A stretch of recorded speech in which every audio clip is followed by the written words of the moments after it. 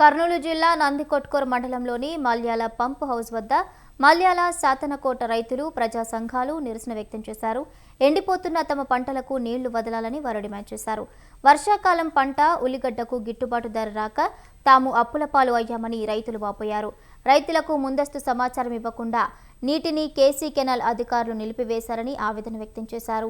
ముఖ్యమంత్రి చంద్రబాబు నాయుడు స్థానిక ఎమ్మెల్యే జోక్యం చేసుకుని వెంటనే కేసీ కెనాల్కు నీళ్లు విడిచిపెట్టేలా చూడాలని కోరారు.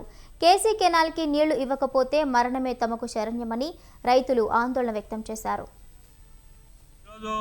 సాతనకోట మల్యాల తదితర గ్రామాల రైతులు కడుపులు మండి చేన్లు ఎండిపోతుంటే చూడలేక ఈరోజు నీళ్లు ఇక్కడ నుంచి సమైనటువంటి మల్యాల హంద్రెడ్డి నుంచి అనంతపురానికి కుప్పానికి తీసుకొని పోతున్నారు. కానీ పంట వేసినటువంటి పంట కేసినాల కింద పంట వేసినటువంటి పంటలు ఎండిపోతూ ఉన్నాయి.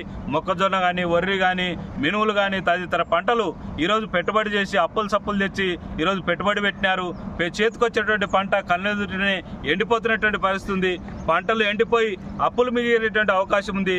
ఆత్మహత్యలు చేసుకునేటువంటి అవకాశం ఏర్పడుతుంది. ఇప్పటికీ అనేక మంది గిట్టుబాటు ధర లేక ఈ సంవత్సరం ఏ పంటకు గిట్టుబాటు ధర లేదు. రైతులు ఆత్మహత్యలు దివాలా కోరలు తీసినటువంటి పరిస్థితి మనం చూస్తున్నాం. అందుకనే పెట్టినటువంటి పెట్టుబడి వచ్చేటువంటి పరిస్థితి లేదు. కాబట్టి కేసీ కెనాల్కు వెంటనే నీళ్లు ఇవ్వకపోతే సిపిఎం పార్టీ ఆధ్వర్యంలో రైతులకు అండగా ఉండి పోరాడతామని చెప్పి రాష్ట్ర ప్రభుత్వానికి తెలియజేస్తారు.